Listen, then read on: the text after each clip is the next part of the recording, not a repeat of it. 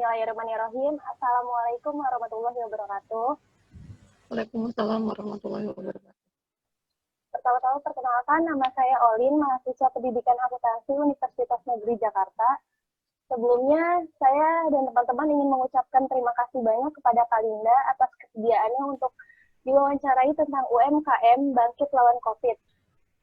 Dan sebelum memulai wawancara ini, izinkan teman-teman saya memperkenalkan diri masing-masing. Silakan memperkenalkan diri.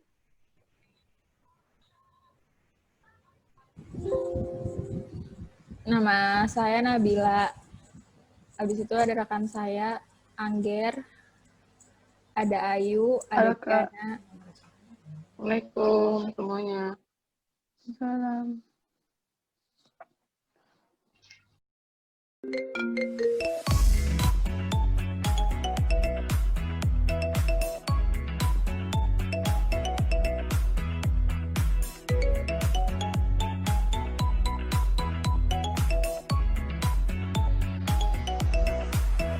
Nah, untuk membuka sesi wawancara ini, saya ingin bertanya, sejak kapan kakak membuka usaha tersebut? Waktu itu sebenarnya usaha itu dibuka ya sebenarnya nggak sengaja. Jadi ngambil hikmah dari musibah ya. Jadi waktu tahun 2000 kakak ikut agrobisnis, terus kena tipu. Terus ada sebulan tuh kakak nangis terus. Nggak tahu, ini dibuka aja ya. Jadi bentar. Jadi kakak ada sebulanan nangis terus gitu, terus udah gitu kakak eksplor diri sendiri apa nih yang bisa dilakukan untuk bisa ngumpulin uang lagi gitu. Jadi waktu masih kecil kakak tuh sering bantuin mamanya kakak bikin kue. Terus dari situ bikin, coba mulai dari 1 toples sampai 50 toples. Terus kuenya kue kering ya. Nah terus udah gitu kakak jual ke teman-teman kakak, ke tetangga. Mulai yang rasanya masih amburadul sampai ya alhamdulillah sekarang pakai bahan-bahan premium gitu loh. Udah mulai ini. Jadi mulainya itu tahun 2000, tapi mulai usaha udah buka izin Dinkes itu tahun 2006.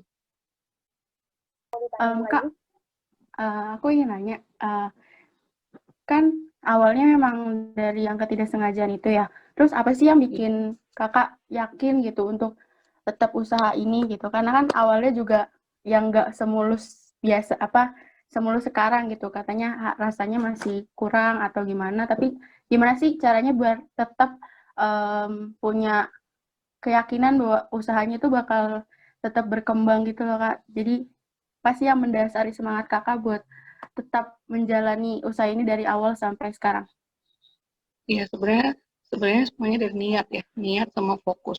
Kita Bismillah aja, terus kita ngerasa apa sih yang bisa kita lakukan yang bisa istilahnya mengembalikan lagi apa yang pernah ditipu sama orang itu gitu. Maksudnya memang waktu itu kan niatnya kita ikut agrobisnis itu untuk pergi haji. Ternyata niat baik juga belum tentu dikabulin sama Allah kalau misalnya jalannya tuh nggak diridoin gitu loh. Nah mungkin ikut agrobisnis kita kan nggak capek, cuma tanam modal doang. Kita nggak tahu apa yang dilakukan, nggak taunya uang malah dibawa lari. Jadi kita kalau misalnya memang punya satu niat, kita harus benar-benar ikhtiarnya juga maksimal. Terus yang kakak bisa lakukan cuma itu. Jadi kakak pikir gini, kalau misalnya kakak usaha di bidang lain berarti kakak dari nol lagi. Terus udah gitu kalau misalnya kakak nggak fokus nanti orang nggak tahu ini kakak jualan apa gitu, kok banyak banget yang dijual. Nah akhirnya kakak fokusin, biarin deh mulai dari amburadul sampai akhirnya kan kalau dulu kan belum banyak internet ya, belum ada internet.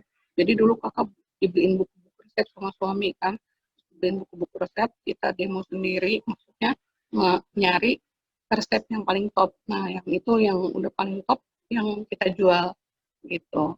Jadi ada teman kakak dia juga nih nemenin kakak dari kakak yang mulai ngerintis sampai sampai sekarang sampai sekarang kakak udah banyak produksinya itu dia ngasih kritikan yang membangun. Jadi dibilang, Bun ini kurang ini, Bun ini kurang ini gitu loh. Terus nanti dia yang ngasih tahu.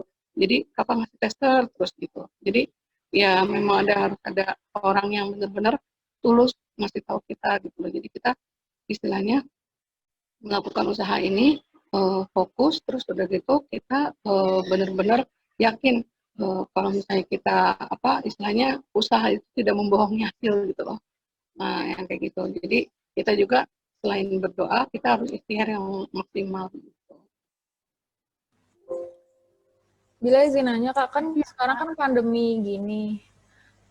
Terus kalau misalkan kayak gitu, produksinya itu jalannya terus-menerus atau ada pesanan aja? Jadi kakak memang kalau pesan kalau bikinnya itu made by order gitu. Maksudnya nggak pernah ready stock. Yang ready stock itu pas di saat musim haji aja. Musim haji, musim lebaran. Musim lebaran. Jadi kakak nggak pernah ready gitu loh. Jadi selalu sesuai pesanan Hamin 2, Hamin 3 itu pesan. Jadi kakak juga istilahnya menekan kerugian gitu loh. Kalau misalnya kita punya apa istilahnya kita ready, kalau misalnya belum ketahuan pasarnya kayak gimana ini, tapi alhamdulillah setiap hari ada yang pesen gitu loh. Jadi kalau kakak masih belum berani untuk buka toko atau buka buka eh, kios atau buka store segala macam lah enggak, karena kakak mikir gini, kalau misalnya kita eh, homemade itu udah banyak yang pesen, kenapa harus buka-buka toko gitu loh. Itu juga udah keteteran gitu loh. Kalau buka toko kan kita harus punya tempat. Kalau kita nggak punya tempat kita harus nyewa. Terus yang kedua kita harus punya orang pegawai yang harus nungguin toko itu, kita harus gaji berarti kan. Terus ketiga kita harus bayar listrik, air segala macam gitu. Nah itu kan udah ini juga udah makan budget juga gitu. Sementara kalau orang Padang bilang kan suami kakak kan orang Padang, kenapa harus ngeluarin uang banyak kalau misalnya dengan harga segini, misalnya dengan modal segini kita bisa dapat untung banyak gitu. Kalau kakak sebenarnya sih, kalau kakak pengennya punya toko, terus udah gitu punya merchandise segala macam. Jadi mikirnya gini, kalau misalnya ada orang yang perlu perlu apa kue atau perlu oleh-oleh, tinggal minta di kakak kan udah ready gitu. Kalau suami kakak nggak ngizinin, nggak usah kayak gitu. Kalau misalnya dengan modal segini bunda udah bisa dikenal, udah gini aja. Yang penting kumpulin uangnya gitu. Jadi gitu. Pesan kayak gitu suka berapa price Kak? Kalau misalkan yang mesen? Kalau yang pesan sih kalau toples ya. Kalau kue kering itu kakak setiap Ramadan itu sebelum Ramadan pas misalnya Ramadan bulan April ya kemarin. Nah kakak awal April tuh udah bikin, udah stok. Nah kakak tuh stok biasanya sampai 2000 toples gitu loh. Itu udah ada karyawan musiman deh. Jadi yang ada di rumah cuma 2 sebenarnya. Tapi kalau menjelang Ramadan itu bisa sampai 5, 6 gitu, 6 orang gitu. Nah itu kakak bayarnya itu musiman gitu. Terus nanti pas habis Lebaran udah mereka nggak kerja lagi gitu. Nah kalau yang hari-hari biasa itu pesenannya tergantung orang yang butuh. Palingan banyak yang buat lamaran, buat nikahan, terus buat buat bingkisan itu paling paling banyak telusin gitu loh. Kalau yang buat hari-hari biasa. Tapi kalau misalnya yang hari yang menjelang Lebaran itu bisa sampai ribuan toples. Nah, perbedaannya sama sekarang ini yang mesen jauh beda nggak Kak? Pas lagi pandemi kayak gini? Kalau selama pandemi itu kemarin ada sekitar 15% turun lah gitu. Artinya memang kakak juga yang best seller aja yang akhirnya kakak iniin, kakak banyakin bikinnya. Tapi kalau misalnya yang additionalnya kakak nggak banyak-banyak. Soalnya kan apa ininya kue kering kakak tuh macamnya kan banyak. Sebenarnya bukan best seller, tapi orang kalau misalnya ke rumah ngelihat apa etalase kakak yang tadi yang mau beli jadi beli karena ih lucu ini buat ngasih kan gitu. Jadi itu kakak biasanya kakak bikin agak banyak, nah sekarang kakak bikinnya sedikit gitu loh. Jadi memang selama pandemi ini benar-benar apa berpengaruh ininya apa namanya penjualannya. Tapi apa alhamdulillah harus selalu disyukurin gitu. Di saat-saat kayak gini kita masih bisa jualan gitu. Terus kalau selama habis lebaran ini kakak ada temen yang buka toko, terus dia minta kakak untuk supply tokonya dia. Jadi alhamdulillah walaupun kakak nggak jual sendiri, tapi kakak udah bisa supply ke dia dan dia bayarnya putus. Jadi misalnya kakak katakanlah kakak jual spaghetti brulee yang sekarang lagi ini ya, yang lagi hits. Iya, Jadi itu brulee terus udah gitu beef lasagna, terus penne brulee, terus udah gitu lapar tart, terus sama cream puff yang kalau di Lumiere yang kue apa Lumiere yang di Asik ya, yang Ashanti kan kalau itu kan crispy puff ya. Nah kalau kakak bilangnya cream puff itu kakak jual kulitnya aja, dia yang ngisi gitu. Tapi orang-orang taunya dia yang bikin. Bagi kakak nggak masalah, yang penting kakak punya pemasukan gitu. Kalau untuk pemasaran produknya sendiri itu bagaimana sih, Kak? Pemasaran produknya awalnya tuh dari mulut ke mulut, terus udah gitu dari dulu kan zaman tahun 2000 kan cuma ada HP kan buat SMS. Jadi dari SMS terus udah gitu pas ada WhatsApp lewat WhatsApp, ada Facebook lewat Facebook, terus sekarang Instagram gitu. Terus Facebook, WhatsApp, status WhatsApp ya.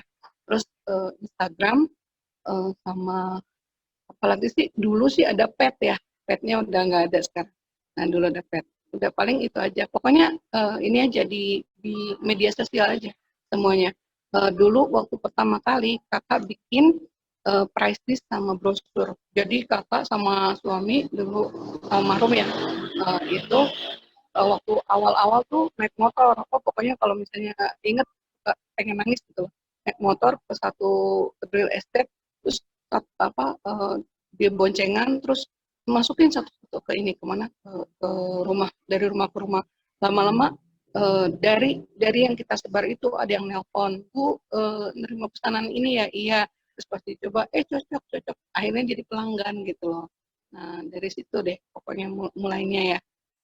Kalau sekarang udah mulai Instagram. Kalau Instagram kan sekarang di Instastory kan baru kita ini dikit langsung mau gitu loh. Ya kayak gitu deh. Ayu izin bertanya. Ini kan Ya. di saat pandemi ini omset penjualannya itu terdapat penurunan atau masih stabil seperti sebelum pandemi. Terus apa sih perbedaannya dari sebelum pandemi sampai sekarang ada pandemi ini? Ya pastinya menurun, sekitar 15-20% itu menurun.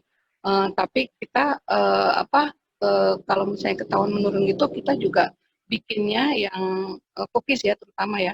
Cookies juga kita bikinnya nggak terlalu banyak gitu loh. Jadi sesuai sama yang kita lihat kan dari tahun ke tahun kan kita bikin bikin daftar pakai Excel, mana nih yang best seller, mana nih yang kurang pembeliannya gitu loh, penjualannya kurang. Nah itu yang dikurangin gitu loh. Terus perbedaannya ya banyak banget gitu loh. Kayak misalnya orang-orang yang tadinya biasanya mesen sama kita, tiba-tiba dia karena WFH atau school dari rumah gitu loh, sekolah dari rumah, akhirnya mereka bikin sendiri, coba sendiri. Dan kalau mau dibilang sekarang malah lebih banyak orang-orang yang muncul tiba-tiba jualan juga gitu. Tapi ya kita sih namanya rezeki ya, itu pasti udah diatur. Kita yang penting ini aja, apa namanya, berusaha aja. Kan semua yang menggerakkan hati orang-orang untuk beli dagangan kita kan cuma Allah. Terus yang bikin enak kue kita di samping bahan-bahannya premium ya Allah juga kan gitu. Jadi ya banyak-banyak doa aja deh pokoknya. Aku mau nanya, kan sekarang kan lagi pandemi. Ada nggak sih karyawan yang dirumahin pas selama pandemi ini?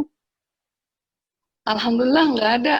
Jadi kan memang kan Bunda kan ininya make tenaganya kan cuman pas ini aja, pas mau Ramadan aja. Pas mau Ramadan, pas Lebaran memang sudah putus gitu loh. Jadi kalau yang dua yang biasa nemenin kakak, ya tetap sampai sekarang. Dan kalau malah kadang-kadang suka kurangan tenaga gitu loh. Cuman kan kita kan mikir nggak usah rame-rame dulu lah gitu.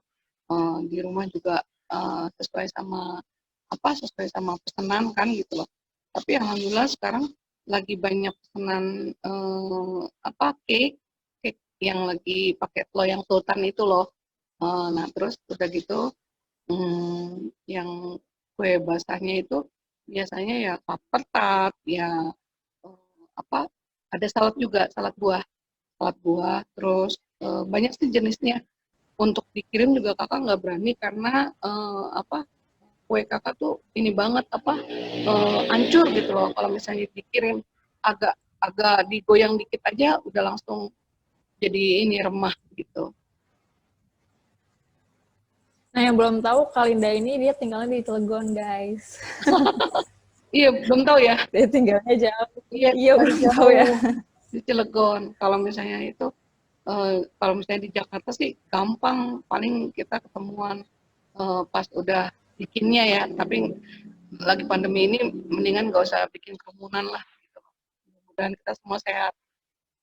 Kak, kan ini lagi pandemi gini ya, ada nggak sih perhatian atau pemberian dari pemerintah untuk support UMKM kakak?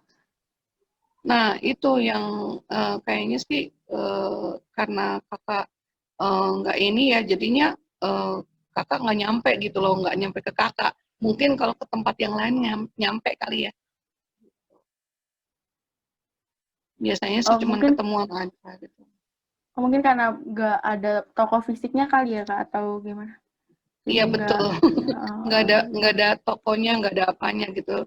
Jadi kita kan benar-benar kan kayak home industry gitu loh.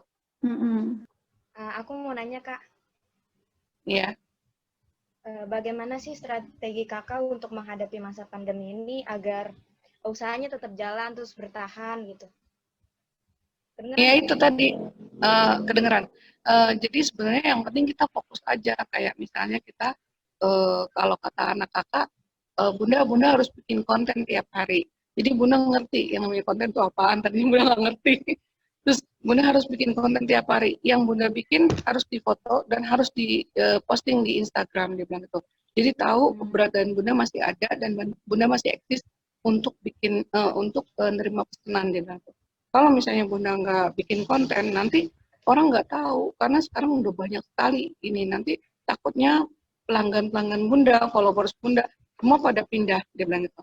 Oh gitu, oh ya udah, jadi bunda sekarang tiap hari bunda bikin konten. Misalnya satu hari itu ada orang yang pesan kue bunda tuh ada 3 jenis, bunda tuh fotoin tapi nggak setiap hari bunda posting supaya setiap jadi sekarang satu, nanti besok satu lagi, jadi setiap hari biar orang lihat oh iya eksis, bunda ini eksis gitu, maksudnya tiap hari bikin walaupun misalnya besok nggak ada pesanan, tapi itu memang triknya gitu loh, triknya seperti itu gitu. Jadi kiat-kiatnya seperti itu aja, dan alhamdulillah setiap bunda posting ada 1-2 orang yang pesen gitu loh. Dan kalau boleh dibilang kue-kue bunda tuh termasuk kue-kue yang mahal gitu. Jadi yang artinya yang kalau orang misalnya dia biasa beli yang murah, dia pasti ngomong mahal amat sih, dia bilang tuh. Dan bunda nggak bilang nggak bilang nurunin apa segala macam, ya memang sesuai sama bahan-bahan yang udah beli gitu loh. Jadi bahannya premium, ya harganya harus sesuai kan gitu. Izin bertanya nih, apa harapan dan pesan dari kakak untuk para pelaku usaha atau UMKM yang lainnya untuk bisa bertahan di masa pandemi ini? Kakak berharap dan berdoa mudah-mudahan semuanya jangan sampai patah semangat, kendor. Maksudnya kadang kita ya sebagai manusia ya ada masa-masanya kayak ya Allah kok lama banget ya ininya pandeminya gitu, nggak habis-habis. Ya yang penting itu aja, kita selama masih hidup pasti masih dikasih rezeki sama Allah. Ya udah itu aja yang kita jemput gitu, jangan sampai kita patah semangat. Mudah-mudahan pemerintah juga memperhatikan usaha-usaha kecil kayak kita yang gini gitu loh. Ya kayak sekarang kan yang lagi booming kan yang Sandiaga Uno ya, itu bagus banget dia lagi deket sama orang-orang yang UMKM, dan dia juga pakai produk-produk buatan anak negeri gitu, itu bagus banget gitu. Itu aja. Nah, benar banget tadi kata Kak Linda, buat wirausahawan walaupun di tengah pandemi ini kita harus tetap semangat, tetap produktif, dan optimis pastinya. Sekian dari kelompok kami. Kurang lebihnya mohon maaf. Mohon maaf. Assalamualaikum warahmatullahi wabarakatuh. Wabarakatuh.